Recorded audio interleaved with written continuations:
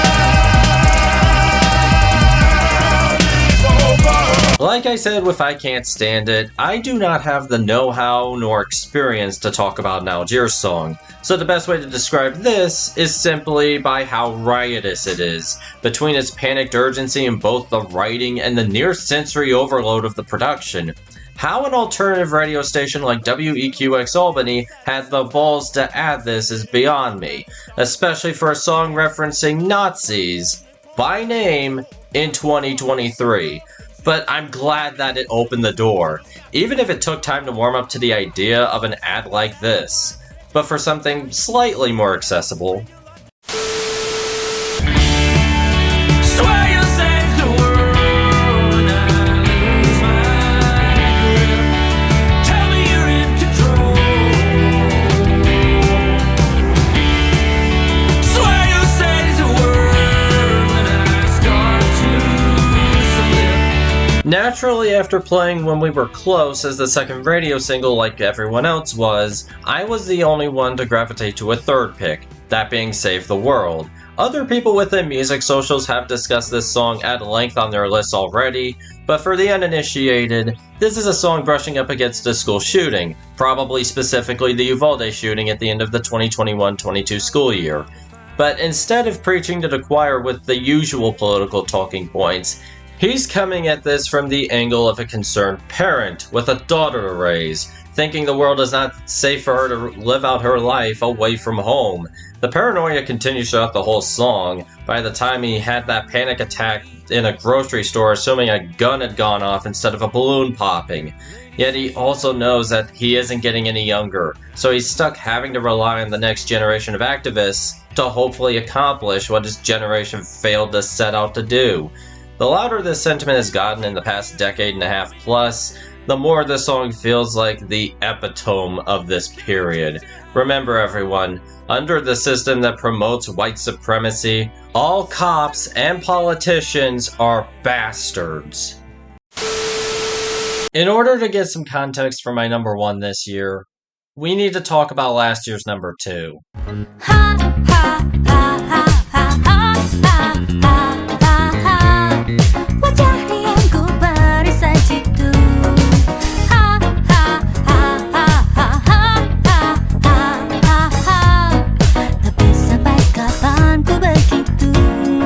While Free from Florence and the Machine made me happy to feel alive in 2022, Parasite 2 was the one I'd arguably resonated with the most, coming from someone who has to emotionally mask in order to be around other people, whether it be in real life or online career under Hololive Indonesia. She has to keep up some fake facade of happiness, or at least some control, but at the cost of her bottling up heavy emotions or even mental health issues. As damaging as that is, it makes sense since she's in a VTuber idol agency where you have to keep up that image of a flawless entertainer that parasocialites glom onto, as talked about in the YOASOBI segment. Though in reality, she doesn't have the spoons to be that idol, at least not all the time.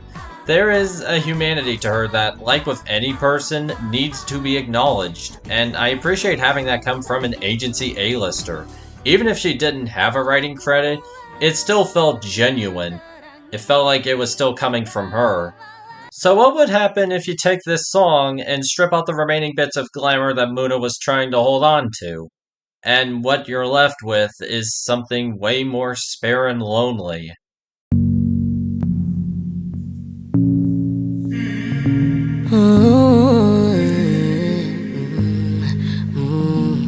Well, how about a song that coincidentally came out less than 2 weeks later?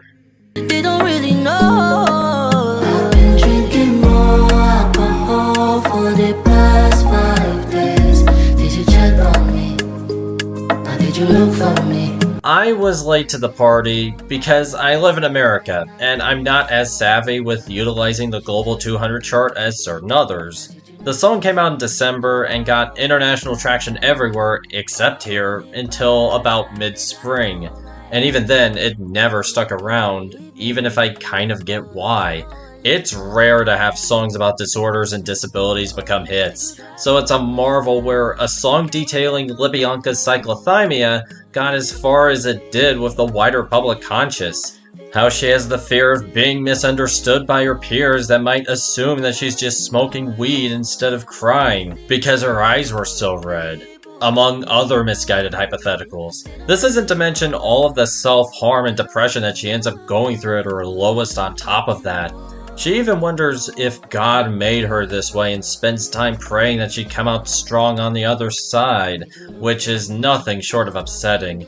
Libyanka has gone on record saying that this was like a very productive therapy session for her, and you could tell. People is nothing short of powerful, but hopefully without the commodification and dramatization of trauma that has followed in media time and again.